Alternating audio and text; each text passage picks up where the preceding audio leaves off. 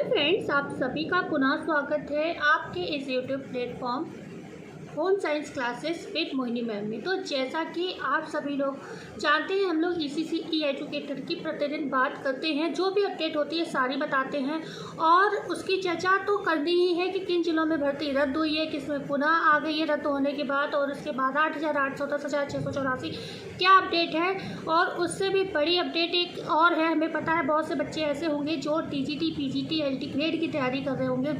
तो बता देते हैं, एलटी ग्रेड की भी डेट शीट आपकी आ चुकी है। डेट शीट का मतलब यह है कि सेंटर मांगे गए हैं कितनी तारीख के लिए, 6, 7 और 21 दिसंबर के लिए। तो हम मान सकते हैं 6, 7 या 21 दिसंबर, तीन में से जो भी डेट आयोग को मिल जाती है पेपर कराने के लिए, तो मतलब सेंटर सही मिल जाते हैं इन किसी भी डेट में, तीनों में से, तो आपका एग्ज़ाम भी हो जाएगा एलटी ग्रेड का।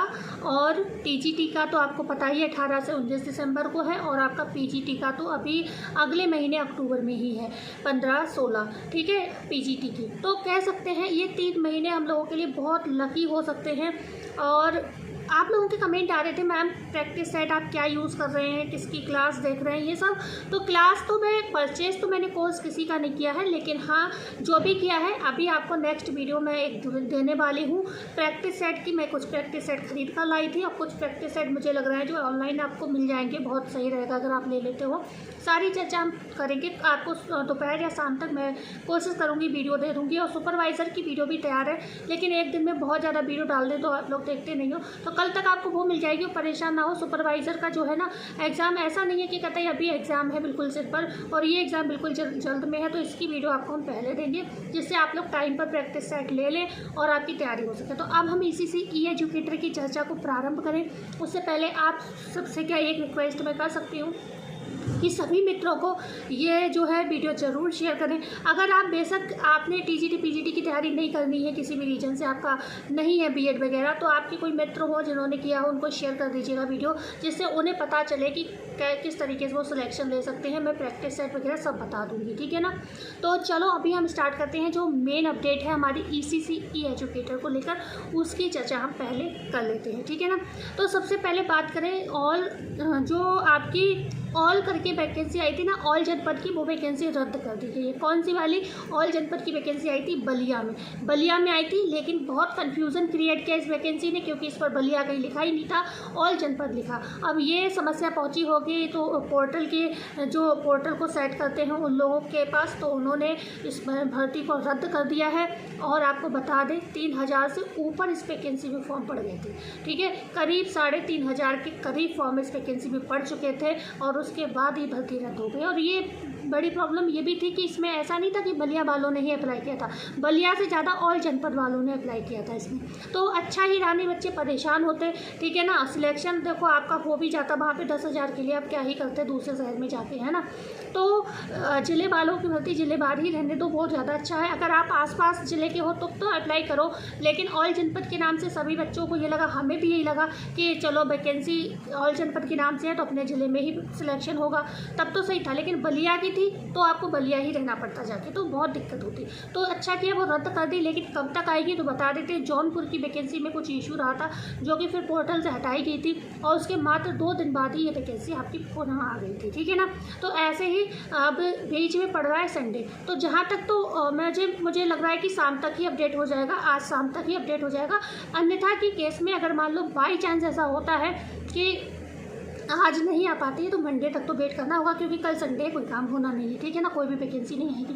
बकाया आज उम्मीद है कि आपको 1 से 2 वैकेंसी देखने को ज़रूर मिलेंगी, क्योंकि पता नहीं क्यों डिले हो रही है। 3 वैकेंसी अभी भी ऐसी हैं जो बिल्कुल ही रेडी हैं, उसमें कोई कुछ नहीं करना है, बस पोर्टल पर आना है अपडेट। तो पता नहीं क्यों ये लोग लेट कर रहे हैं, बता नहीं सकते हैं भैया क्या रीज़न है। तो ये बलिया की बात हो गई। कासगंज की भी भर्ती रद्द कर दी गई, क्या रीज़न रहा? अब कासगंज की भर्ती आप सभी जानते हो 8,800 की वैकेंसी थी, ठीक है। एक वैकेंसी और आई है 8,800 में, जो मैं कह रही थी ये अनएक्सपेक्टेड वैकेंसी कैसे आ गई, क्योंकि गाजियाबाद में तो भर्ती हो चुकी है 10,684, तो ये पता चला ये 8,800 की वैकेंसी है, ठीक है। तो 8,800 में कासगंज की वैकेंसी आई। दूसरी आपकी आई है गाजियाबाद की। तो कासगंज वाली भी रद्द कर दी गई, लेकिन हमने आपको कल ही अपडेट बता दिया था, कल ये आ गई थी दोबारा साइट पर, क्योंकि उसमें पहले मैंने एक चीज़ नोटिस नहीं की, कोई भी वैकेंसी अगर दोबारा आती है तो उस पर नीचे एक नोट लिख कर आता है कि ये वैकेंसी पुनः विज्ञापित की गई है। अगर कैंडिडेट ने इसमें अप्लाई कर दिया है तो उसे दोबारा अप्लाई करने की आवश्यकता नहीं है, ये लाइन लिख कर आती है। आप लोगों को मैंने कई वैकेंसी में पहले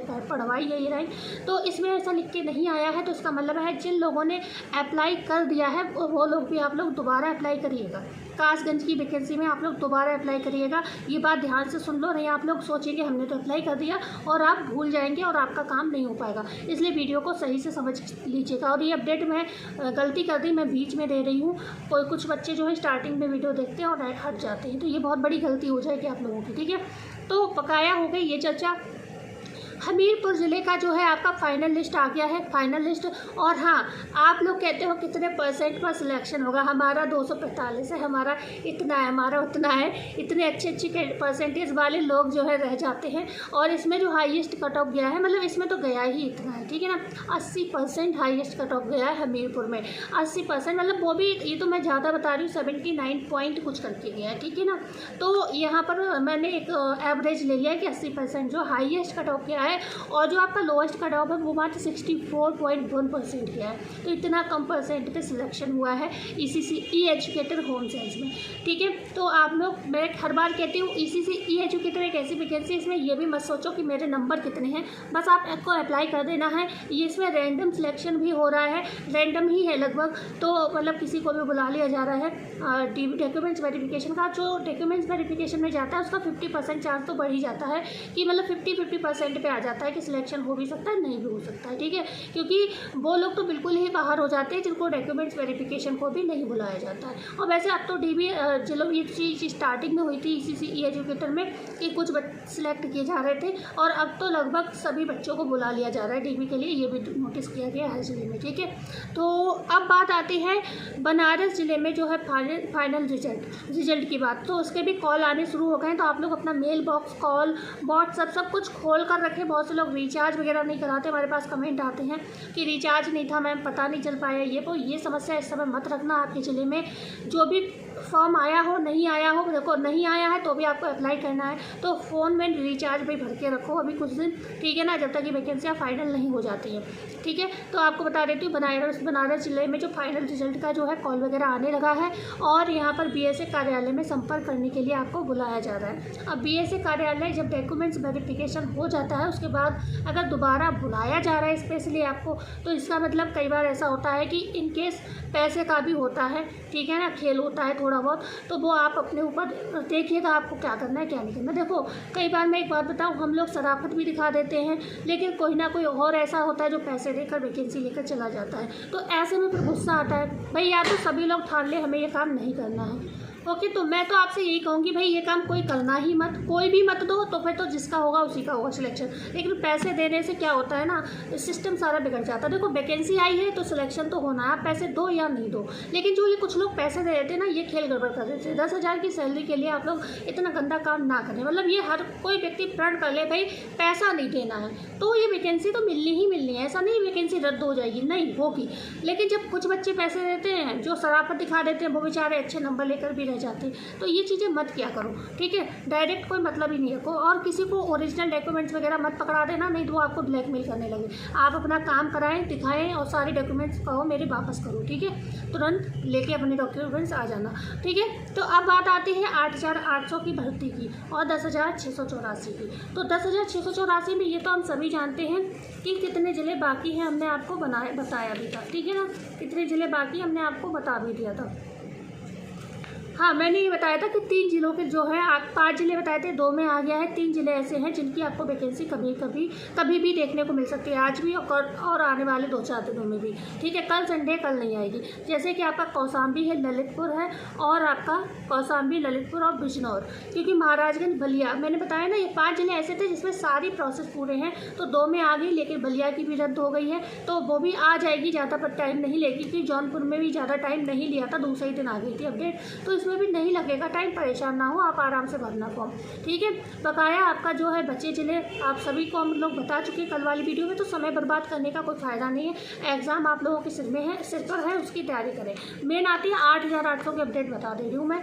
8800 की अगर हम बात करते हैं, क्योंकि ये कमेंट भी बहुत आ रहे थे, जैसे फिरोजाबाद है, कन्नौज है, भदोही है, इटावा है, लखनऊ है, गाजियाबाद में तो आ भी गई है वैकेंसी, ठीक है।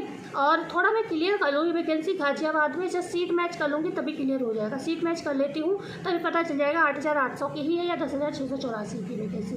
10,684 में क्योंकि गाजियाबाद में हो चुकी है, इसलिए डाउटफुल है थोड़ा। लेकिन समस्या इस वैकेंसी की पता क्या है, किसी भी वैकेंसी पर ये लिखकर शो नहीं कर रहे हैं कि 10,684 या 8,800। अगर मेंशन इतनी चीज़ कर दी जाए, अगर जब ये वैकेंसी आती है कि 10,684 के अंतर्गत या फिर 8,800 के अंतर्गत, तो ये ईजी हो जाएगा हम लोगों के लिए भी और आप लोगों के लिए भी पहचानना कि वैकेंसी कौन सी आई है, ठीक है ना।